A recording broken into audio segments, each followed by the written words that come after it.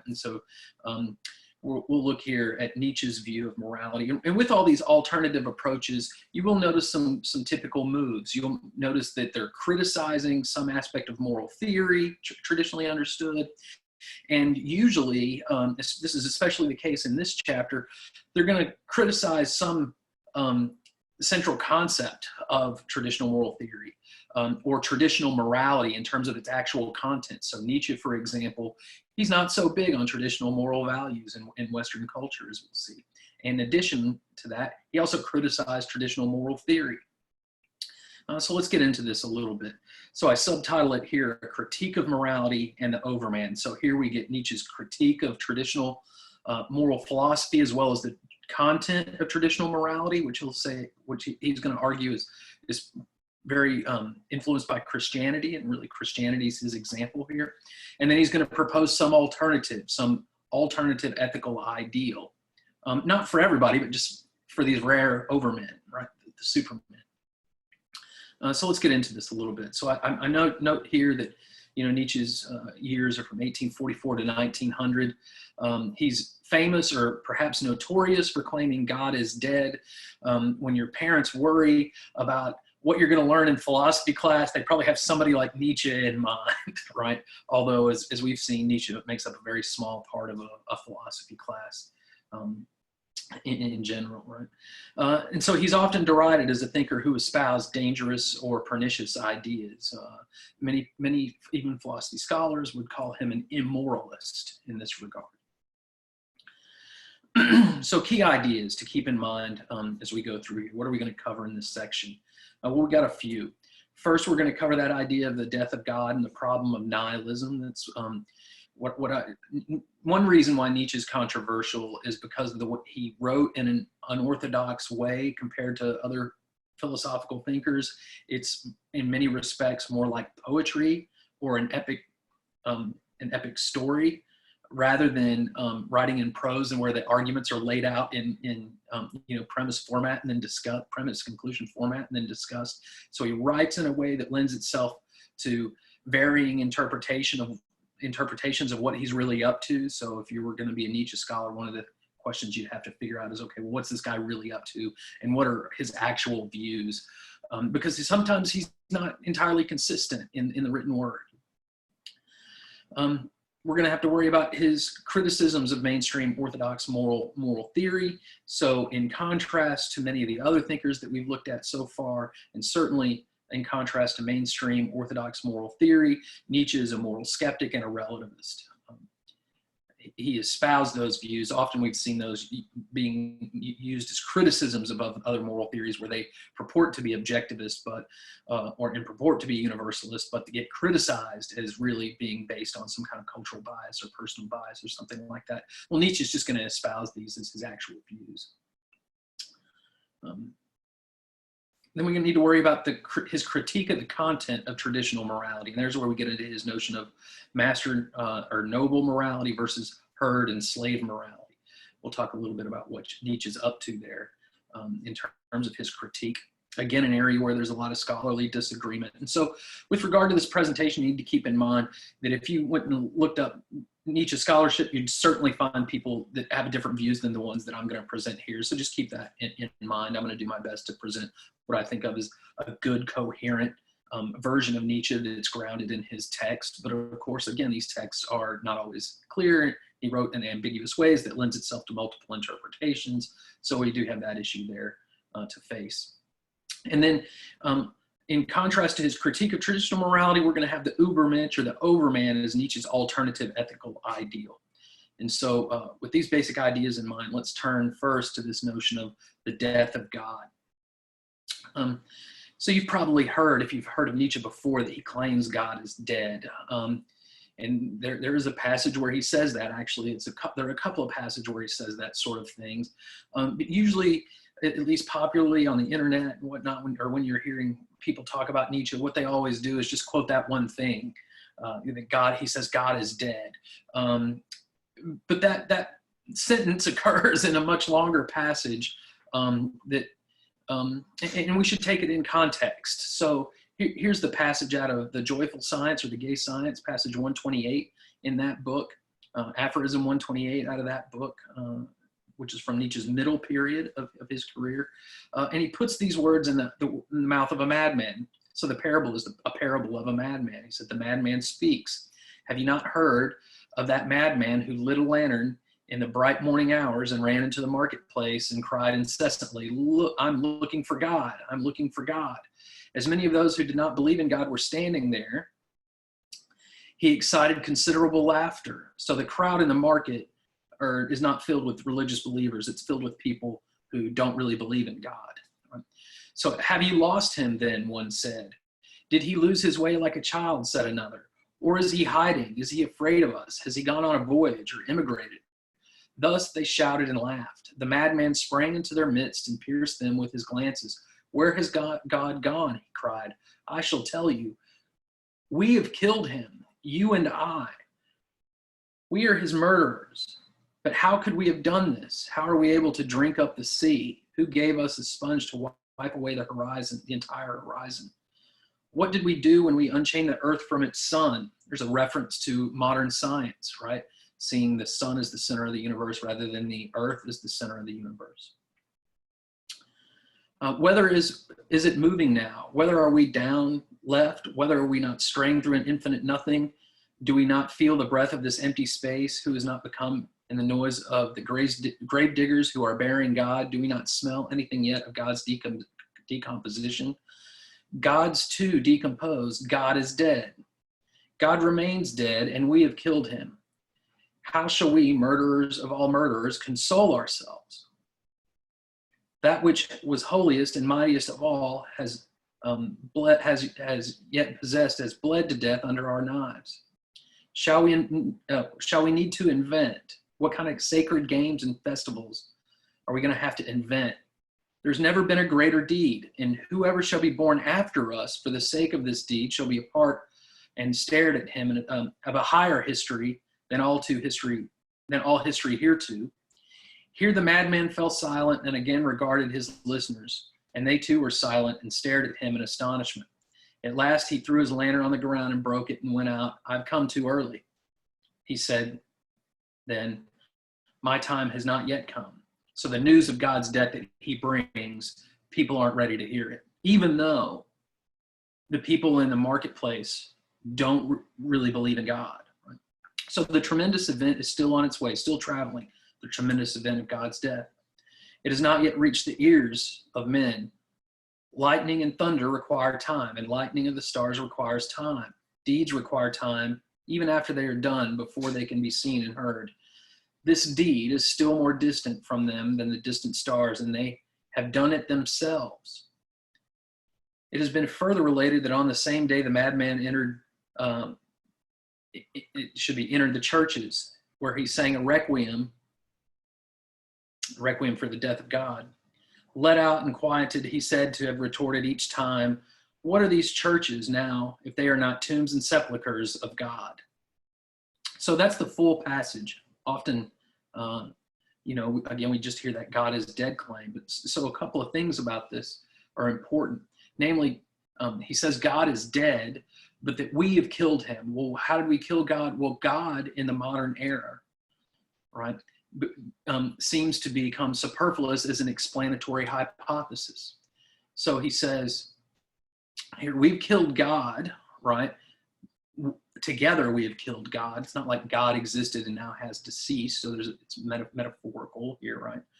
And the idea here seems to be that with the advent of modern science, that God has become superfluous as an explanatory hypothesis to explain man's place in the universe, and certainly to be a basis for moral value in the universe. So once we kill God, notice he says, what did we do when we unchain the earth from its sun? We're disoriented now. We have no basis for understanding how to live, because the original traditional hypothesis of God's existence and us being special creatures created by God and having a special place and worth in the universe, all that's gone now. Our point of orientation is now lost, and so we're lost. And there we have the introduction of a type of nihilism, right? Disorientation.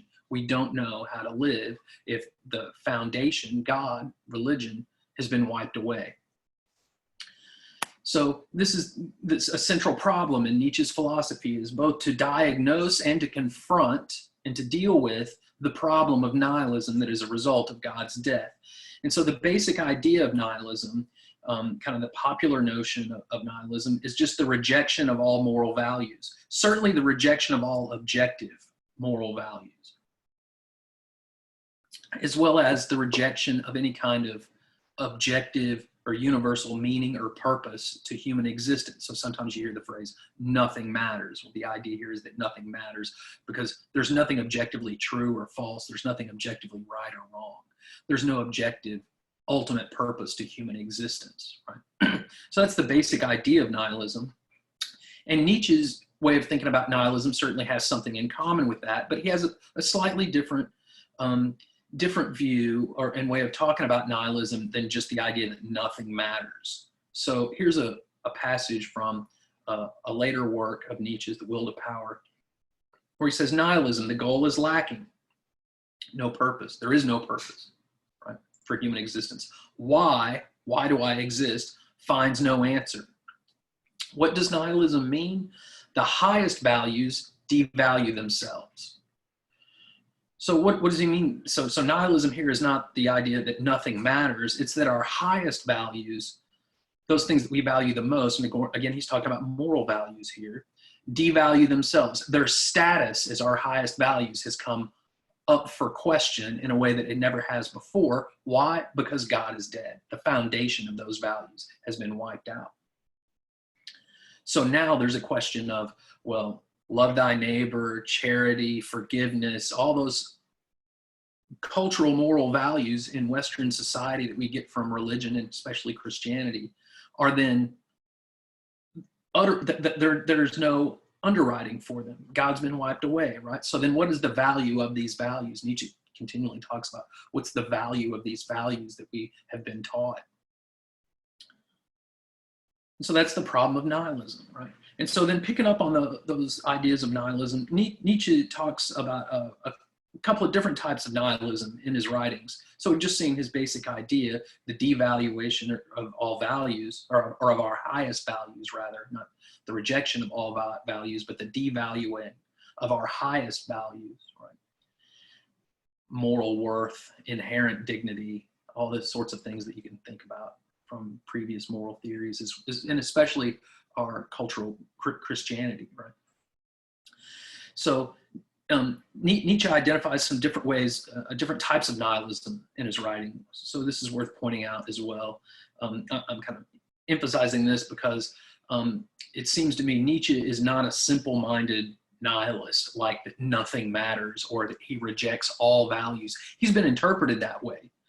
Certainly, and there are passages which seem to indicate that, but I want to push back against that kind of simplistic interpretation of Nietzsche. So first, one thing is that he talks about theoretical nihilism. That's certainly involving the rejection of objective morality. Practical nihilism, disorientation, right? So we saw that come up in the passage about God's dead. Once, if God is dead and we don't have a foundation for our values anymore, we're at a loss of knowing how to live. We don't have certainty. It's absolutely the case that we don't have certainty with regard to moral knowledge, but we don't even know what these values are. Are they really valuable as we have been taught? Are these things that have been taught to us as intrinsically valuable? Are they really such if God has been wiped away? And so along with that disorientation might come this idea of despair. And again, you see that theme pop up over and over again in Rick and Morty and BoJack Horseman and that kind of stuff.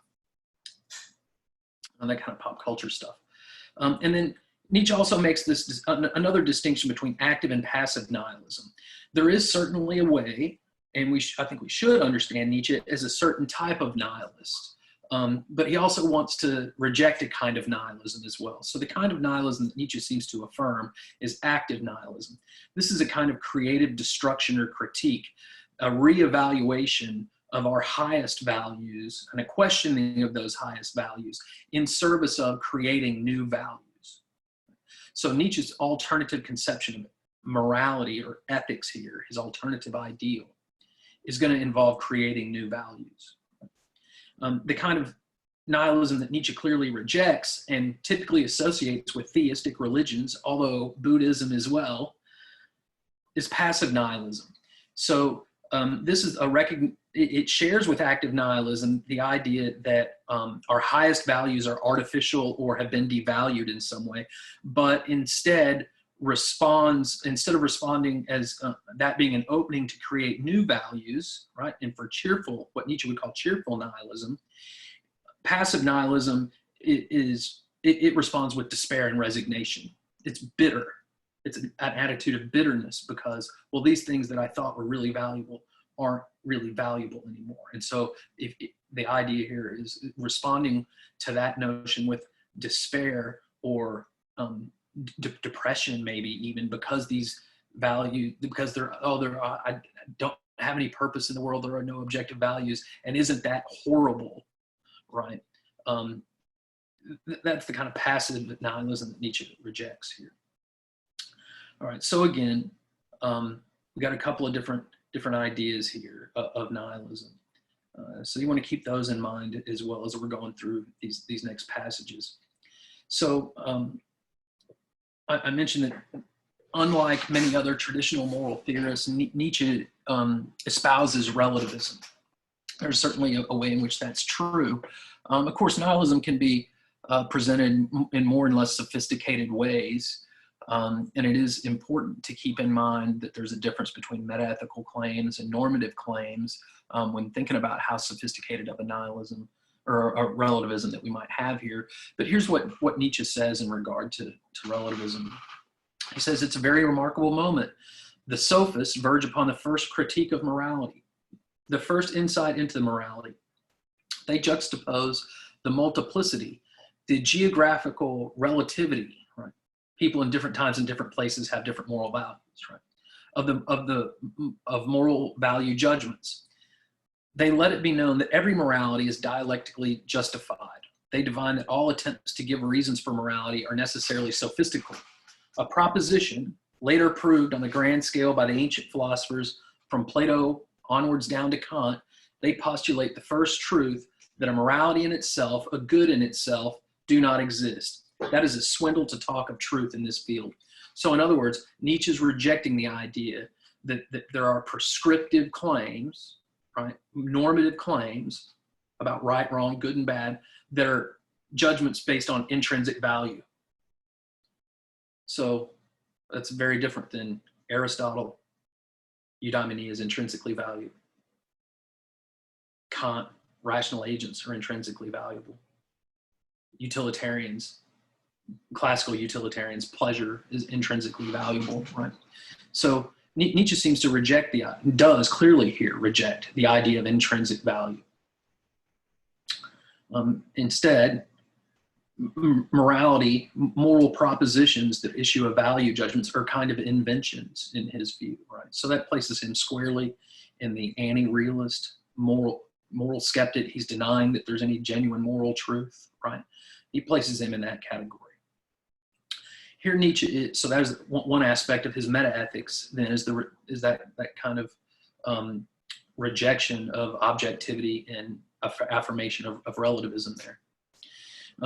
Now in terms of normative ethical theories, let's look and see what he says about Kant and Mill, utilitarianism in Kantian ethics. He says, may I be forgiven the discovery that all moral philosophy hereto has been boring, and that virtue has in my eyes been harmed by nothing more than its boringness of its advocates. In saying which, however, I should not want to overlook their general utility.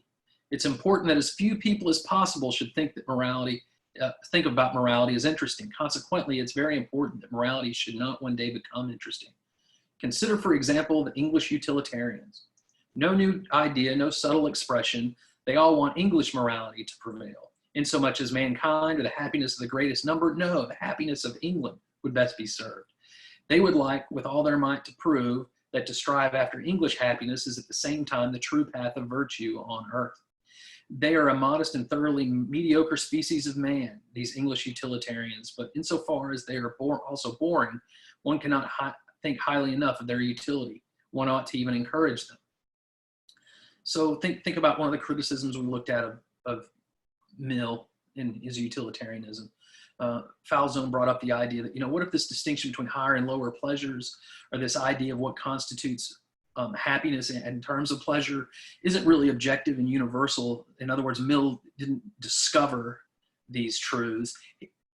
He's really just projecting his own cultural and individual biases, right? So that's what Nietzsche's mean here. It's not that greatest happiness for the greatest number. The content of happiness really just reflects what a bunch of English people think about happiness, right? So then on to Kant's moral theory. Nietzsche loves to pick on Kant. He says, now, a word now against Kant as a moralist. A virtue must be our own invention. It must spring out of personal need and defense. In every other case, it is a source of danger. That which does not belong to our life menaces it. A virtue which has its roots in mere respect for the concept of virtue as Kant would have it is pernicious. Virtue, duty, good for its own sake, goodness grounded upon impersonality or a notion of universal validity, these are all chimeras. And in them one finds the expression of decay, the collapse of life, the Chinese spirit of Königsberg. Kant was from Königsberg. He's taking a swipe at Kant here. Quite the contrary is demanded by the most profound laws of self-preservation and growth, to wit, that every man find his own virtue, his own categorical imperative. Well, the idea of your own categorical imperative is an oxymoron, right? The categorical imperative is just what are supposed to be obligations binding on everyone, regardless of our personal wants and desires. Right? So he says here, continuing, a nation goes to pieces when it confounds its duty with the general concept of duty. Nothing works a more complete and penetrating disaster than every impersonal duty, every sacrifice before the Moloch of abstraction. To think that no one has thought of Kant's categorical imperative as dangerous to life. In Nietzsche's view, life is diverse and multiple, right? So the idea of a one-size-fits-all morality, whether that's under utilitarianism or Kantian duties, he thinks that's contrary to life, that's kind of life-denying moral outlook. So expanding Nietzsche's views here on utilitarianism and deontology to philosophy in general, we can take a look at these next two passages. Sometimes, Nietzsche is considered a bad philosopher because it looks like his arguments aren't very good. And it looks in many ways like they're self-defeating and blatantly so. So it's something to keep in mind when reading this stuff here is how would Nietzsche's critique of the rest of philosophy apply to himself? And if it violates the law of non-contradiction, if his claims violate the law of non-contradiction, well, there's no good reason to think that Nietzsche's philosophy is all that good, philosophically speaking. Of course, that's what we're after, right? To try and use the methods of philosophy in order to discover what's actually the case, right? So we need good arguments. We see here Nietzsche rejecting a central aspect of seemingly rejecting a central aspect of philosophy itself, namely that we need to support our claims with good arguments. And if they're not good arguments, then we shouldn't believe the claims that that those arguments allegedly support. So here's what he says about philosophy. This is out of a section called The Prejudices of Philosophers, out of his book, Beyond Good and Evil. So he says, they all pose if they had discovered and reached their real opinions through self-development of a cold, pure, divinely unconcerned dialectic. While at bottom, it is an assumption, a hunch, a kind of inspiration, most often a desire of the heart that has been filtered and made abstract, that they defend with reasons sought after the fact, that they are all advocates who don't want to be called by that name. And for the most part, even wily spokesmen for their prejudices, which they baptize as truths. So what Nietzsche is claiming is these truths that philosophers have allegedly discovered through reason, impartial reason, right? And argumentation and using the Socratic method, all that's really just a mask for personal bias and prejudice. So what does that mean about this claim from Nietzsche? So he says, it's gradually become clear to me what every great philosophy up till now has consisted of, namely the confession of its originator and a species of involuntary and unconscious autobiography. And moreover, that the moral or immoral purpose in every philosophy has constituted the true vital germ out of which the entire plant has always grown. Indeed, to understand how the abstrusest metaphysical assertions of a philosopher have been arrived at, it's always well and wise to first ask oneself, what morality do they or does he aim at? So think of Kant here. How did he develop this really wild distinction between the noumena and phenomena and the intelligible world and the sensible world? Well, that's a big, long road to go down to try to justify the idea of universal obligation as a synthetic a priori, right? That's what Nietzsche's claiming is Kant's up to, as well as all these other great philosophies. So we could develop a kind of argument for moral skepticism out of these sorts of claims here. I'm taking my point of departure from a really interesting essay by Brian Leiter here, and he develops this basic argument for Nietzsche's moral skepticism, his denial of the possibility of moral knowledge. So he said, so here's a way of formulating that argument. If there's persistent disagreement among moral philosophers over the correct standard for moral decision-making, then there's no objective universal moral standard. There is persistent disagreement among moral philosophers over the correct standard for moral decision-making. Thus, there's no objective or universal moral standard. So there's a modus tollens first stage there for the philosophy majors and minors. And then to the second stage of the argument, picking up from that sub-conclusion on line 3, if there's no objective universal moral standard, and philosophical justifications for proposed moral standards are dialectically justifiable, then proposed moral standards likely reflect the personality and biases of particular philosophers that propose them. Thus, moral standards likely reflect the personality of peculiar philosophers that propose them, right? So the idea here is, you know, we have these different moral theories, and one of the theories, theory A, defends itself by first criticizing theory B, right? In fact, its arguments for its own position seem to really be just criticisms of the other views. That's dialectically justifiable positions. You can imagine how utilitarians, deontologists, and virtue ethicists are all arguing against one another, right? So, well, what's the best explanation of that disagreement, right? Between expert inquirers here, right? This argument isn't relying on just an everyday person's disagreement with each other. It's relying on the disagreement between supposed experts in the field. Well, what best explains that expertise, that disagreement among experts, amongst good-willed inquirers? Is it that there is a moral truth that we haven't discovered yet, or that moral truth, as we started out from that quote about the sophist, is really just a fiction? It's really a reflection of our personal traits and personalities peculiar to us, right? Rather than us missing a discovery. So that's a little bit on Nietzsche's meta-ethics here, there. So we get an argument against moral knowledge here. In other words, when it comes to morality, everything's just a matter of truthiness, right? To use that Colbert term again from the beginning of the semester. Let's look now at his critique of the content of morality. And by the critique of the content of morality, what I mean is, what did Nietzsche think of actual Western culture's morality? And of course, morality for Western culture, much of our history has meant Christianity, right? The moral values that Christianity emphasizes. So let's take a look here then. These next few quotes come out of, again, Beyond Good and Evil and On the Genealogy of Morals. And at the beginning of On the Genealogy of Morals, well, in both cases, what Nietzsche is trying to do is to develop a genealogy or a natural history of morality, right? And so at the beginning in the preface of Genealogy of Morals, he asked the question, how is it that these moral values in Europe, right, came to be? There's these widespread belief in these moral values that are associated with Christianity. How is it that meekness, forgiveness, altruism, how is it those became the values of this culture, right? And so to account for that, Nietzsche tries to give a history of moral judgments, and he roots the development and ultimate, I want to say kind of cultural dominance of Christian values on back to a slave revolt and morality.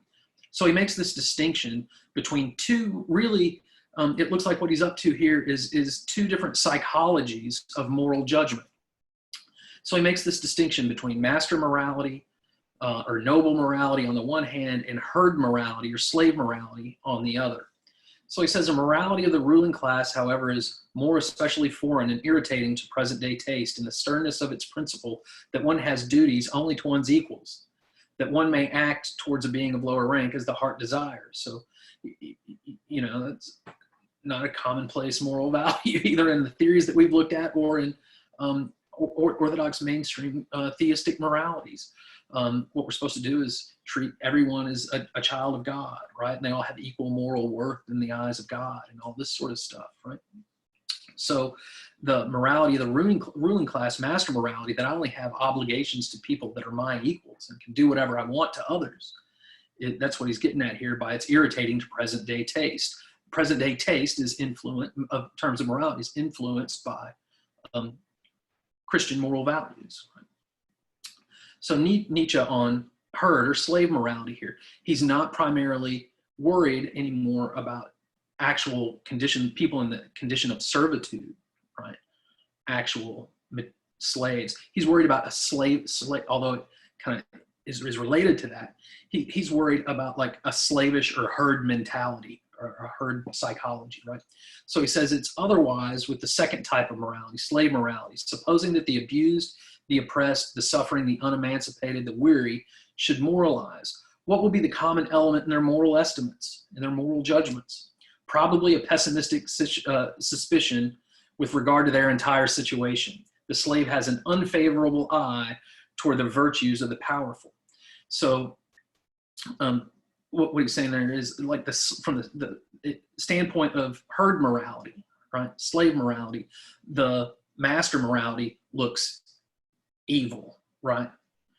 Whereas slave, and so then the slave or herd morality defines moral goodness in contrast to not being like the master morality. So these are two quotes from Beyond Good and Evil. Now let's take a look at a famous passage about slave morality in On the Genealogy of Morals, or from On the Genealogy of Morals. So he says, the slave revolt in morality begins with ressentiment. He uses this French word. Nietzsche's a German thinker, but he uses this French word, which translates as resentment. Probably in Nietzsche's usage involves a little bit more than just commonplace resentment, but certainly includes that. When he says ressentiment itself becomes creative and gives birth to values. The ressentiment of natures that are denied their true reaction, that of deeds, and compensate for themselves with an imaginary revenge. While every noble morality develops out of a triumphant affirmation of itself, self-aggrandizement, slave morality from the outset says no to what is outside, what is different, what is not itself, and this no is its creative deed. This inversion of the value positing I, this need to direct one's view outward instead of back to oneself, is the essence of ressentiment. And again, Nietzsche's example of slave morality is Christianity. He uses other religions. He talks about Buddhism as well, but Christianity is his favorite example because he's worried about European moral culture, right? So what is he up to here? He's saying, remember I started off talking about the preface to Genealogy of Morals. How did Christian morality become the morality of our culture, of Western European culture? Well, Nietzsche traces that back to this slave revolt in morality. So what he's doing is claiming that our traditional moral values, and again, those associated with Christianity, right? Those are really rooted not in intrinsic value or in morally upstanding origins, but in envy, in imaginary revenge, jealousy, and vengeance. So that's what he means by this slave revolt. So what he's basically claiming, what a genealogy of morals is doing, is it's tracing these allegedly noble, good, traditional good values back to an ignoble origin, right? That of resentment, right? And so think about this idea of an imaginary revenge, right? Well, slave morality emphasizes herd morality. The herd all moves together. It's emphasizing conformity. That's why it says no to what is outside, what is different, right? And its creative deed is then to convince everybody that these are really the good moral values that we ought to live by, rather than these self-aggrandizing moral values. So resentment, right, is an imaginary revenge. What kind of imaginary revenge goes along with religion? Well, it's the idea that if you're not like me, and of course, I'm the believer and I'm good, and you're different than me, so you're evil, and my God's going to get you. He's going to send you to hell, right? So that's the imaginary revenge. Instead of doing something to aggrandize oneself or affirm one's own responses, what we have to do is become almost self-loathing, right? From our natural perspective, we have to dislike the flesh, in other words. And our imaginary revenge then is that, my God's going to get you at the end of the day. In the afterlife, you're going to go someplace bad. So sometimes I remember the very first time I taught Nietzsche many years ago, and I walked into class that day and someone had actually done this on the board. They had wrote, God is dead, Nietzsche, and then Nietzsche is dead, God. And it's a curious reaction, because that looks like an example of the kind of imaginary revenge Nietzsche is kind of talking about here. Does that sentiment, is it really rooted in envy, vengefulness, and resentment? And if it is, does that prove Nietzsche's point about the general trend of morality? Right? So a curious thing that happens sometimes here with regard to Nietzsche and reactions to him. All right, so there we've got Nietzsche's critique of moral theory, right? His rejection of traditional idea of moral objectivity. We've seen that he rejects some of the content of morality, or at least questions what the value of these moral values is if the foundation has been wiped away from them.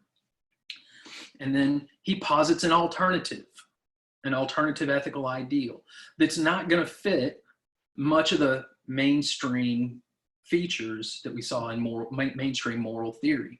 So Nietzsche's alternative here.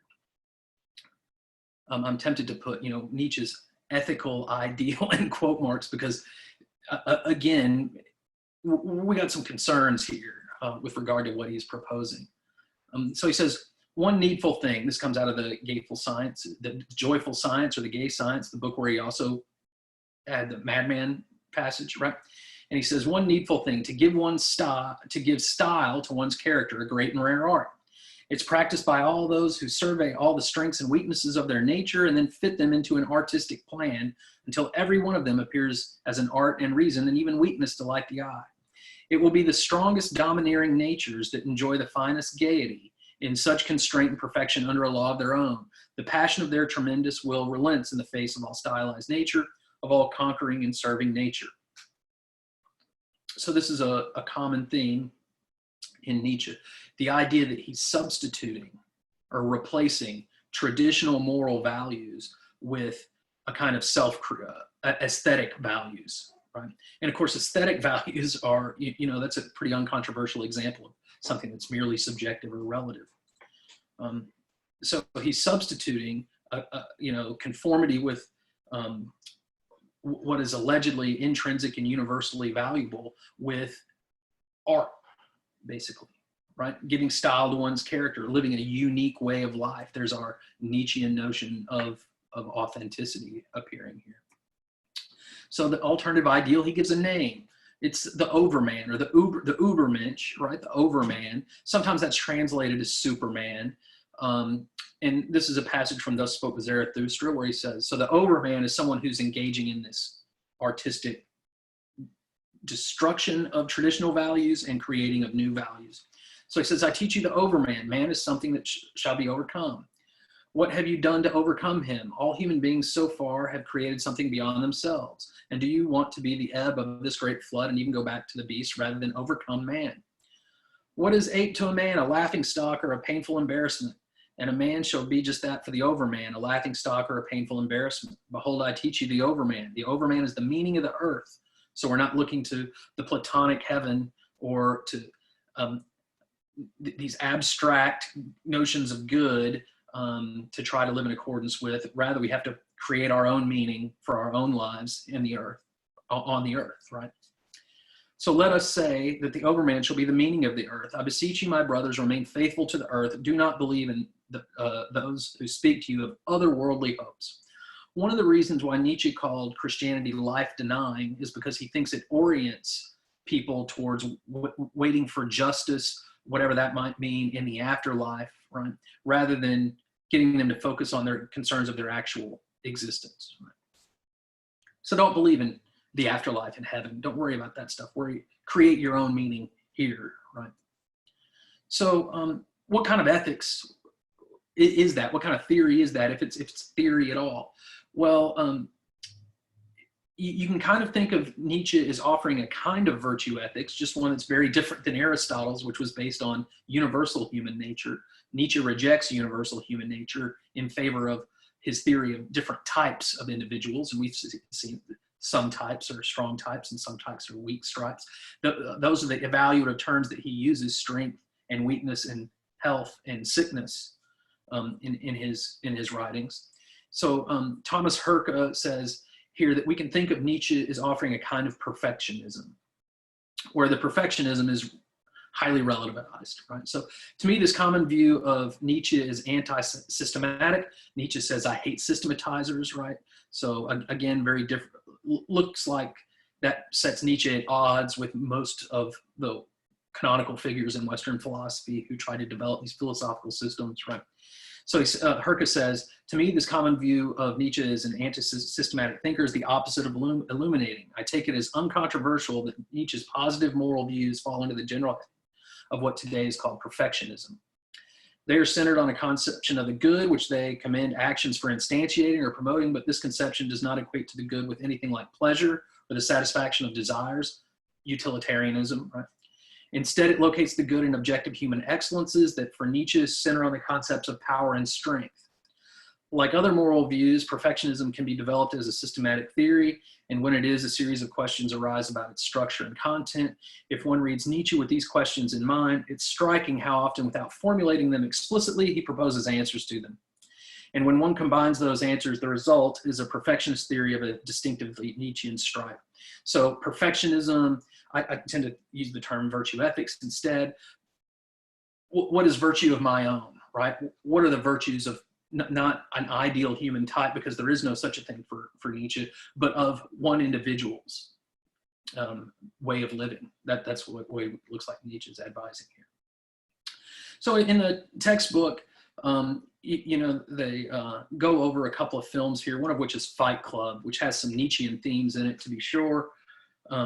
Falzon, the textbook author, worries about whether or not Tyler Durden is a good example of the Übermensch or not. And so I encourage you to take a peek at that and read that section carefully. There's a common way. Let's say there are two basic ways that people interpret Nietzsche's idea of the will to power and the Overman. And one of those ways is interpreting the Overman as someone who dominates others and strives to dominate others. So it's about mastering other individuals, using them as mere means to make their own life an artistic plan, right? There we see the worry with Nietzsche's immoralism, that it doesn't look like there's any principled way of putting justifiable limits on my own freedom, right? In terms of what I can do to to give style to my character, right? So maybe that's what Tyler Durden's up to, and Fight Club's up to, violating these traditional norms and creating their own lives through violence, right? Their own way of life through violence, creating new values. So you might worry about what Falzon says there. The other way of interpreting Nietzsche's Overman, and this is the side that I tend to fall more on, I think it fits better with his overall project, although he does say things that are hard to reconcile with it, to be sure. The other way of thinking of Nietzsche's Overman is someone who's engaged in a project of self-mastery, overcoming their own resentment, right? And overcoming their own reactive tendencies, and then mastering oneself, right? As opposed to primarily being oriented about mastering others or dominating others. So the will to power is this idea of growth and enhancing one's own capacities to shape their own life, rather than how others might read it is dominating others. So keeping that discussion of Fight Club in mind, we could also think of Rick and Morty here with regard to Nietzsche, and especially the episode, the Rick and Morty episode, The Vindicators 3, right? So in that episode, Morty says to Vance Maximus that Rick says good and bad are artificial constructs, right? And then Vance responds, yeah, well, I get the feeling he kind of needs that to be the case. So we can make a little bit out of this, right? Rick certainly seems to hold that view of morality that Morty is attributed to him, that there are no real things. That looks like a Nietzschean idea, right? That good and bad are constructs. At least when we mean good and bad to mean anything that's intrinsically good or intrinsically bad, right? Nietzsche's rejected that kind of objectivity. And then we can worry also about, then is Rick a good example of the Übermensch, or is he a bad example of the Übermensch? Again, keeping in mind that discussion from Falzon and Fight Club. So when you watch this episode of Rick and Morty, keep a few things in mind. What's the point of Rick's game in Vindicators 3? What does it expose about superheroes and about superhero moral idealism in particular? When we think of superheroes, we often think what goes along with that is some moral ideal, right? Truth, justice, and all this sort of stuff. So what's the point of Rick's game that he sets up, drunk Rick sets up in the course of the episode? What does that game do to the Vindicators? What does it expose about them? And so wrapped up in that game is a kind of critique of superhero moral ideals. And we can ask ourselves, well, is Rick's critique of superhero ideals, right?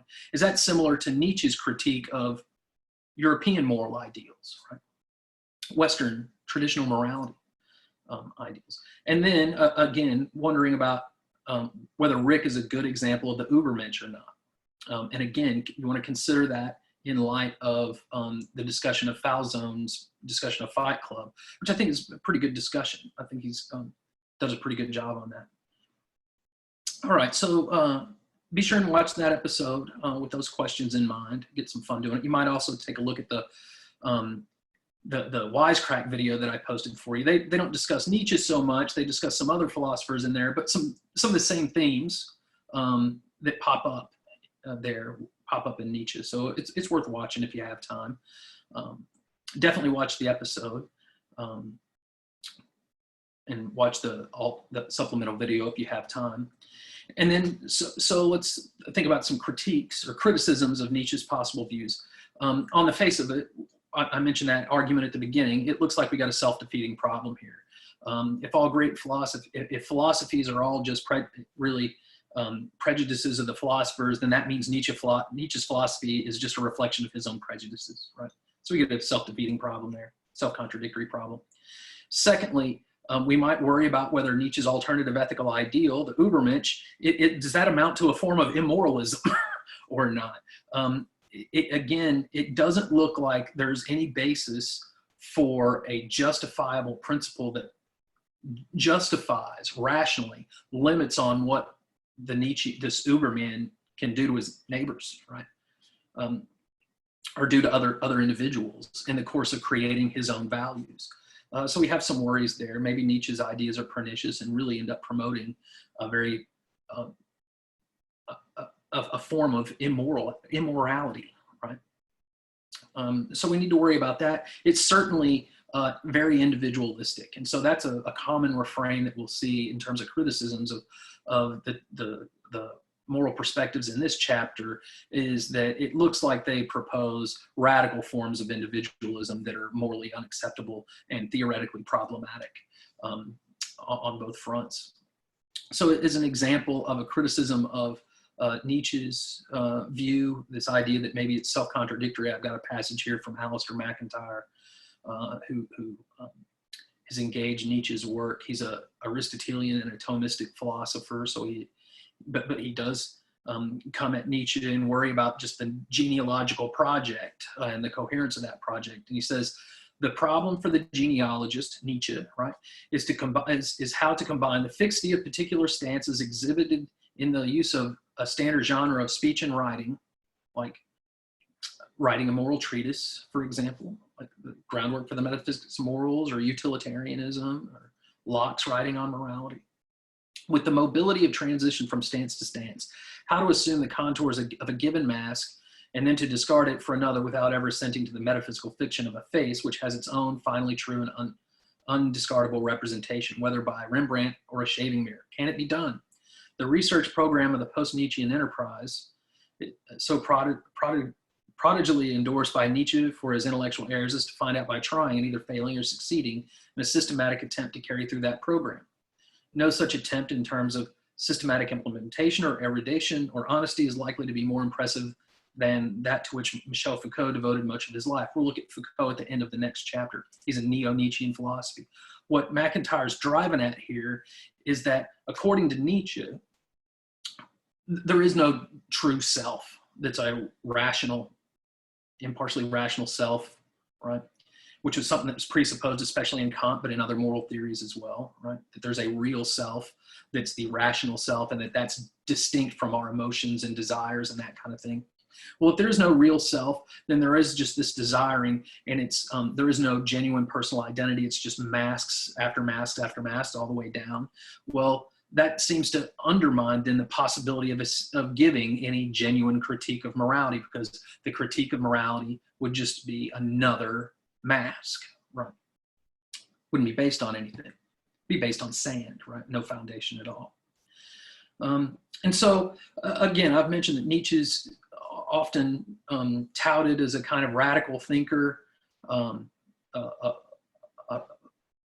pernicious thinker, according to some. But I just wanted to end here with a quote that kind of challenges that view of Nietzsche.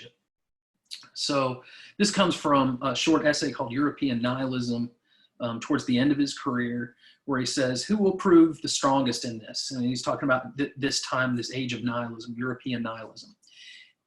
It's not the radicals, right? He says the most moderate, those who have no need of extreme dogmas, those who not only concede, but love a good measure of chance and nonsense, those who can conceive of man without a significant reduction in his value, without thereby becoming small and weak. The richest in health, who can cope with the most misfortunes and so have no great fear of misfortunes. Men who are sure of their power and represent their conscious pride the achievement of human strength. So this idea of passive nihilism, becoming resigned and resentful because God doesn't exist and our values, that our highest values have been devalued. So who comes out strongest in that? Someone who isn't troubled by that anymore, or who gets past that kind of despair and recognition that might initially come with a recognition of the devaluing of our highest values. The moderate ones who don't need extreme dogmas.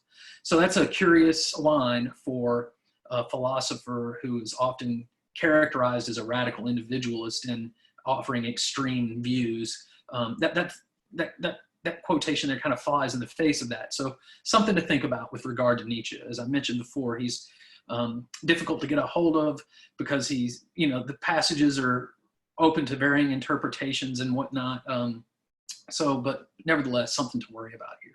So I hope you enjoyed this little talk about Nietzsche. I'll look for you all in the live sessions where you can ask questions, or as always, you can shoot me an email or post a question in the discussion forum. I hope everybody is doing well. After this lesson on Nietzsche, next up are the existentialists, Jean-Paul Sartre and Simone de Beauvoir. Y'all take care, and hope you're all doing well.